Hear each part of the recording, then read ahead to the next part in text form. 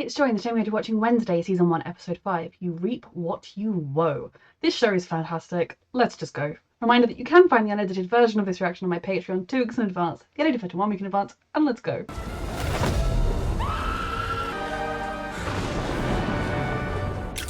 I mean, that seems pretty cut and dry, but there must be more to it. Also, it occurred to me, and I probably put a little note up in my editing, because I actually haven't edited last week's yet, because I'm behind on editing, but my reaction review, I was calling Enid Edith, and I knew it wasn't right, I couldn't think of her name, and then I was brushing my teeth this morning, and I was like, Enid! Nevermore was created as a safe haven for our children to learn and to grow. One of them was hopefully just severely injured, another one was murdered, but we covered that one up. Eugene is on the mend and is expected to make a full recovery. So let's focus on the Is that true? I hope it's true, and it's not another case of the shape-shiftings. Trying a coma. Okay. Have you been to see him? At least he's You're alive. his friend. And the reason he's in the hospital. That is not your fault, okay? The monster hasn't It isn't attacked your anyone in the fault. past week. So tell us everything. Since you've abandoned me here, I've been hunted, haunted, and the target of an attempted murder. Ah, Nevermore, I love you so. Does she not have parents that come to visit to either of them?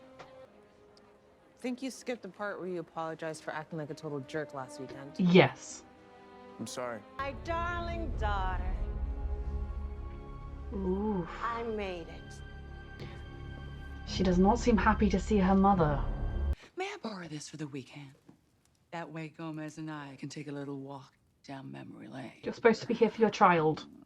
All right. Because I refuse to embrace the culture of dishonesty and denial permeating this school. Starting. But anything for our little girl. I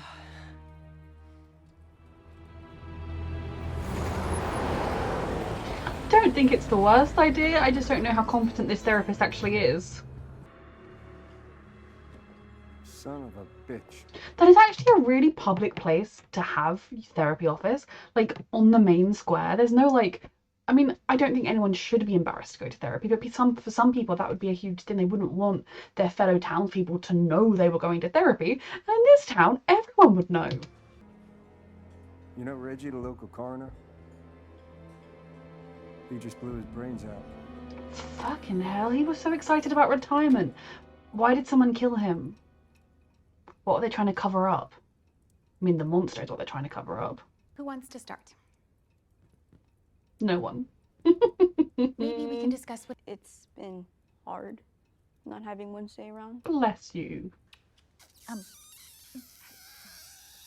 Enough! You should maybe be focusing on your daughter right now. I think it's high time my parents faced the music.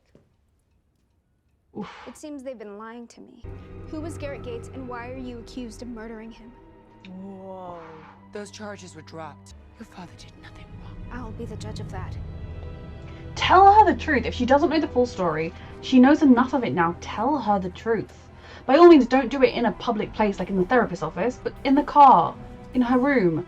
Find a place and tell her the truth. Morning Song community misses you. I miss you. And by community, you mean cult. We are a She's- personal development movement that She's helps here people without take her mother's control of knowledge. their lives. After you take control of their bank accounts. I have my siren song. It's drying up. Recruitment numbers are way down and the wrong people are starting to ask questions. So you're only here for that. You don't care about your daughter even a little bit. Of course not. I finally make something of myself and you want to destroy it. You haven't made squat, Bianca. You're just scamming a higher class of people, but they're not your friends. No, it's different. I mean, she used illegal means to get into the school. I'm learning that now. But she's not using it otherwise. No wonder she doesn't trust herself around in relationships as well. The whole mess of that, because she's not been raised with a good example. The bees miss you, Eugene. We all do. You were all he could talk about lately. He was so happy you joined the hunt. Friend. Someone shut him up because they were worried he'd notice. Killed himself. You know who did it. There's only ever been one suspect. Oh, I always goodness. thought they were covering up the truth. I mean, I suppose maybe he could have killed himself if this is true, but I also don't think Gomez cold-bloodedly killed someone. Maybe he killed someone and it was a bad person. Like, you know, someone that was going to hurt other people and then he killed him and that was the only way to stop him or something, if he did do it. Very intrigued. Now I got my proof. And the cover-up thing, what would if he was murdered, how would they have got away with that? Have you wolfed out yet? She'll tell you when she does, if she does. And if she doesn't, you should love her anyway. Well, that is a disappointment. Is she doing it intentionally? Huge disappointment. Your daughter is everything. You're under arrest for the murder of Garrett Gates. Do the right to remain silent. Anything you Well, the say truth cannot will be hopefully used come out against you in a now. court of law. Tell Wednesday the truth. The headstone read Garrett Gates, the very boy you've been arrested for murdering. I keep hearing Gareth Gates, which, you know, when I was 8, I cried when he didn't win Pop Idol. He started stalking her. Why didn't you call the True. police? We tried. But his family was the oldest and richest in Jericho. No one believed us. Garrett's Interesting. father. When I saw the sword, my survival instinct kicked in. So it was It was self-defense. a terrible accident. If this is the true story, why tell Wednesday? Why would you not tell Wednesday when she already knew the accusation? Is there more to it than that? Did something make him go crazy? You are the reason I understand how imperative it is that I never lose sight of myself. So as far as fatherhood goes, I would say you've been more than adequate. Exactly. The nicest thing she's ever said. Gracias, Wednesday. My father did not kill Garrett Gates. We'll have his signed confession. And he identified the Did savior her used to mother do it? both of which I'm about to deliver. His little sister didn't escape. She was orphaned, sent overseas, ended up drowning. Every last one of them's gone. Did So your something father doesn't curse just the have Garrett's family? blood on his hands. He's got the whole damn families. Are they descended from the town square dude? Some sort of curse on them for being terrible people? That's so sweet. You didn't have to get me anything. I Don't know, tell me it's but not a I good thought gift. We got off on the wrong foot. So camps for lycanthropy conversion? No need to be dramatic, Enid. You want to send me to conversion therapy for werewolves? It worked wonders for your cousin Lucille, didn't it? 7 weeks in the Balkan countryside, No and understanding. she was howling at the moon in no time, as it should be. Don't you want to? This is so, like, thinking about it this way, the pressure to conform, to be a certain way. She's just as much a wolf, or at least a valuable member of society in a pack, if she can't fully wolf out. and finally be normal, honey. Fuck. Do and say something, sir. Stop just looking sad. Come on. Let's see if the fists are biting. She is a good big sister. Why would you send me somewhere where I could only ever exist in your shadow? It's not a competition, Wednesday. Everything is a competition, Mother. No, it isn't, sweetheart. But mostly I rejected them because they're So she was the one who killed Joseph Craigstone. The nightshades were her secret but deadly. I'll never forget the way he looked at me. He was even foaming at the mouth. Yep, he was becoming the monster or something. There is some curse in this town. The eyes of a rabid beast. Current random theory number 703 is that there's some kind of curse on the town. If any of the townspeople hurt a outcast, they become one, or something happens to them. And so, like, that's why he was foaming at the mouth and why he lost control. And it could mean that Tyler and the rest of the boys who attacked Xavier are also becoming, maybe there are multiple monsters. I don't know. I'm just coming up with random theories. Tonight. You're both under arrest. But they found the evidence they needed. He died from nightshade poisoning. The remarkable preservation of soft tissue gives. Prove to me you're still worthy to be called my son, like the punch bowl. Ooh. He was going to use the nightshade poison to murder the entire school. Prejudice runs deep. You knew the truth about how he really died. Listen, my job was to keep the peace. Now, if there had been a trial, both Jericho's and Nevermore's reputations would have been trashed. Men like you have no idea what it feels like not to be believed. Not necessarily true to a black man in America, but to a rich man in America, yes. If I could help you, I would, Wednesday. But we're not trained by the living. Somebody from our bloodline reaches out from beyond to help us when we're ready. Goody has reached out. But her vengeance pushed her too far, and even she couldn't save herself. This is so interesting. Give me all the answers now. What's his mom to thank for that? Does the sheriff know he was not sort of guilty now? Well, it's been a fun visitors week. And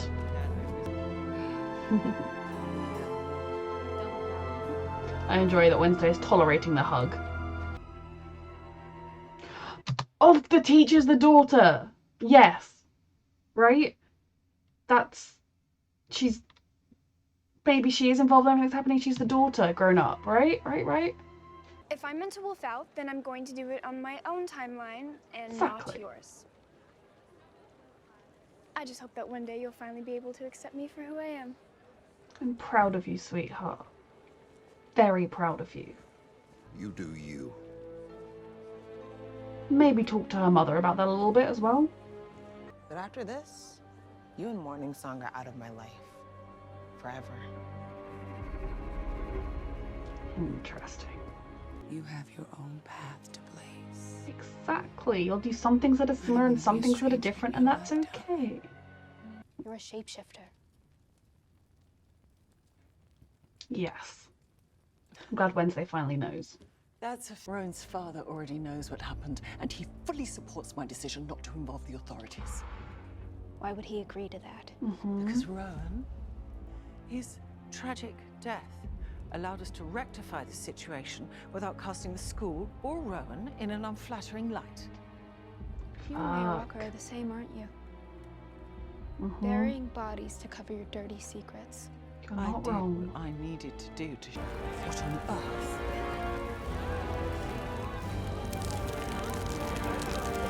Another hate crime? Jesus Christ.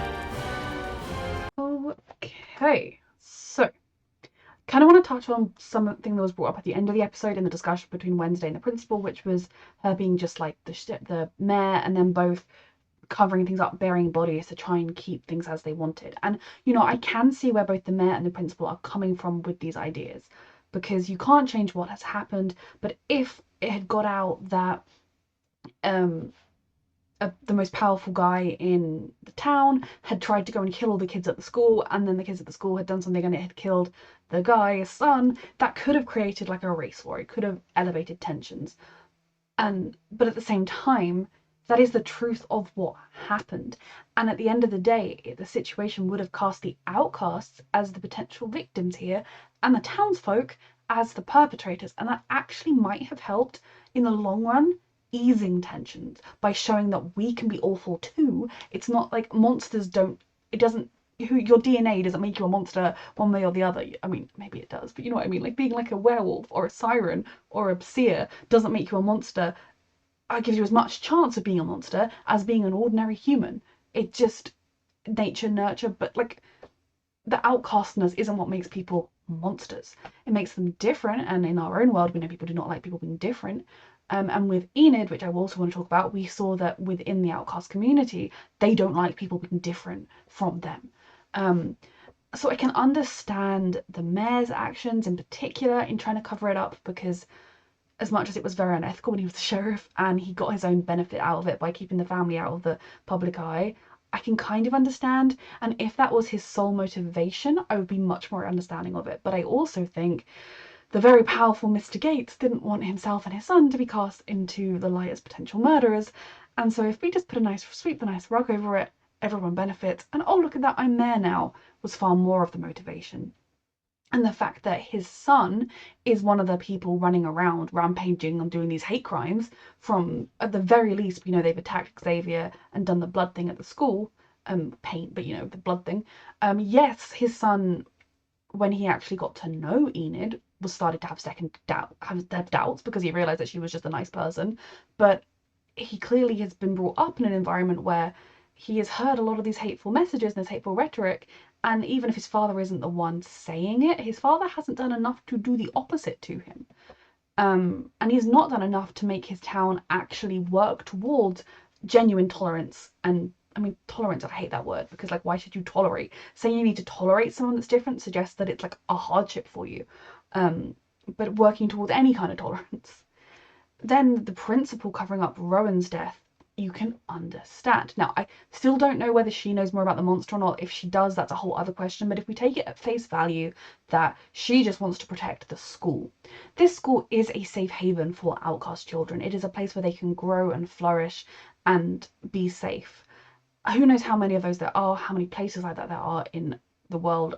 I want to know more about this world they live in, but it is a safe space for these kids. And a strange monster being nearby this school, that could get the school shut down. If the monster is revealed to be coming from the school, the people in the town who are already prejudiced and racist are going to come out and try and be like, look, the school's not safe, it's killing us, it's killing ordinary people, therefore it has to be closed down.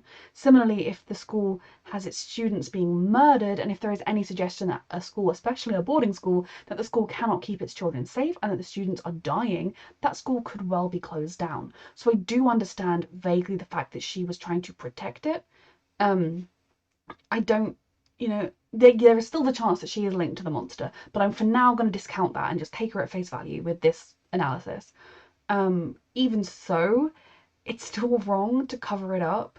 It's slightly better if because I mean, again, I feel like I accept her more than I do the sheriff, because currently I don't see any ulterior motives beyond protecting the school. Maybe what she could have done is treated Wednesday with a little bit more respect. I mean, yes, Wednesday's still a child, but she's not like a 5-year-old child, she's a teenager. She could have sat her down and said, like,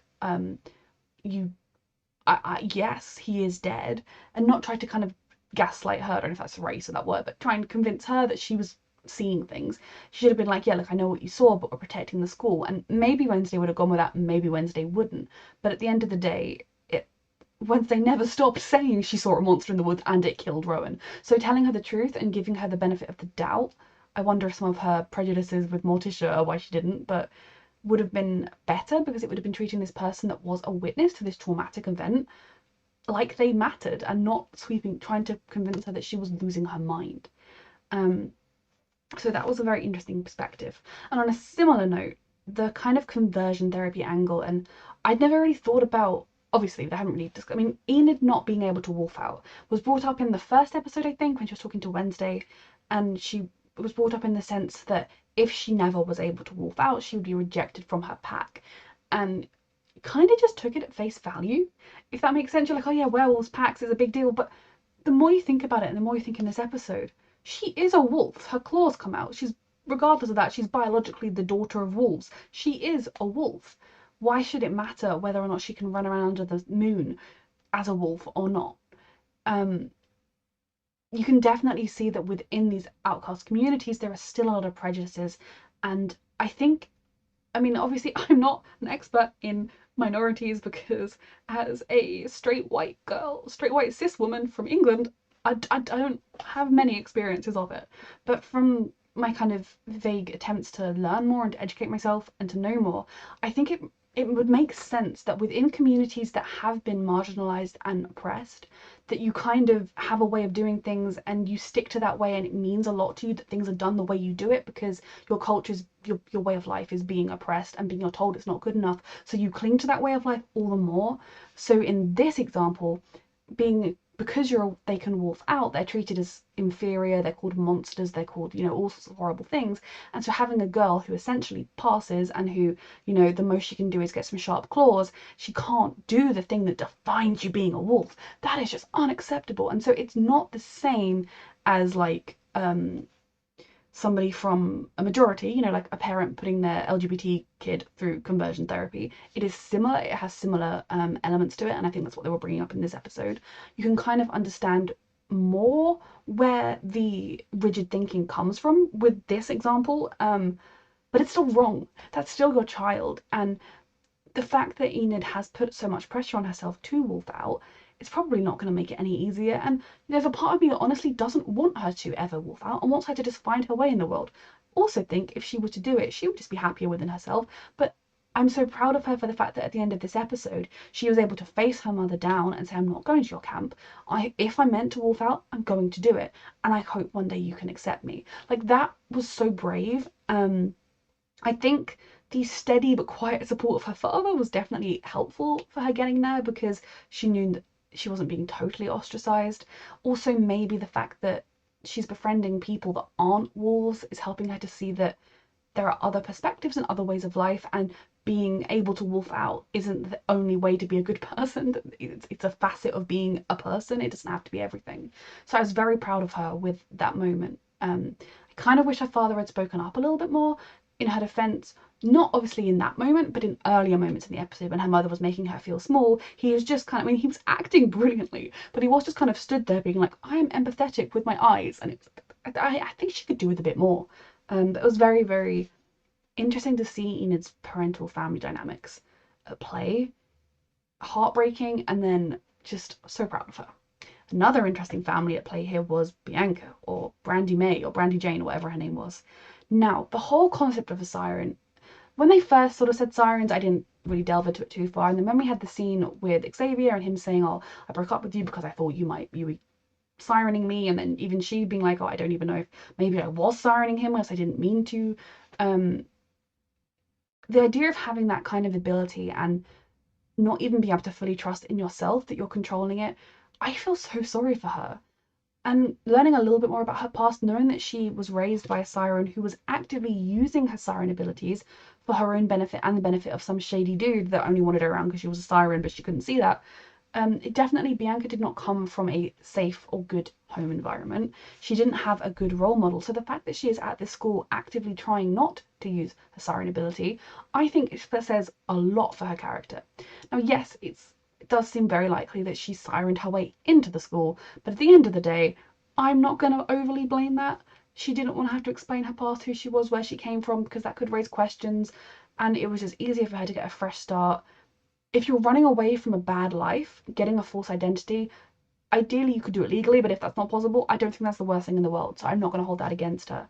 If her mother had been like, oh, you're only the most popular girl in the school, or you only have friends because you've been sirening them, and if Bianca had been like, yes, so, then I would have been like, leave, no, wrong, like, maybe go to siren counseling, not like a conversion fam, just someone to be like, maybe you don't need to use your siren abilities all the time.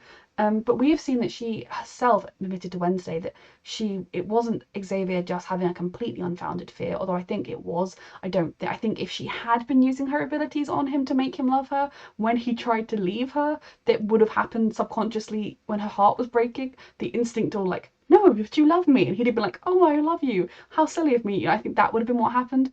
But even she can't trust herself. I hope she learns to trust herself. I hope she learns to use her ability. Part of me almost thinks she needs to use it a couple times to sort of be like, this is what it's like when I'm using it, this is what it's like when I'm not. But it was very eye-opening to see where she came from. It might explain part of why she's so kind of prickly and so determined that what she has is not going to be taken from her, and that if you question her, maybe you're going to question too much. Like, it was a very eye-opening look into Bianca as well. The past, Gomez and Morticia, and seeing so a townie got obsessed with Morticia. His dad wanted him to kill everybody. He lost his mind. I mean, I guess. So the series of events, he saw Morticia kissing Gomez and he just lost his mind. He forgot that he was going to go and poison a dance full of kids and was like, I know, I need to kill that kid. Definitely that family was not stable. You can say that again. I think given the series of events, with or without the Nightshade, I don't think Morticia or Gomez should have been put to prison for murder. If it had been the way Gomez had said, which I presume is the closest to what the police heard, it was self-defense. Morticia was defending somebody else. It wasn't black and white. This guy was in their school. She tried to get the police to file stalking claims against him. There would be enough evidence that in a decent law, they would not be mistreated by it, but in a society where outcasts are clearly, there are prejudice against them, and clearly they are fear and hatred. The scary outcasts killed Rich Boy. They would never have got a fair trial. So in some ways they benefited from the mayor's shady dealings, because the trial probably would have, without merit, made them look bad. But it was I'm glad we finally know what happened. And then finding out that Mr. Gates was trying to get his son to kill all the children at the school. Kill them! Not do as daft prank, not make them look bad, not scare them enough to kill them. It really shows you how these people do not view outcasts as humans, as people. And it reminds me so very, very much of Mr.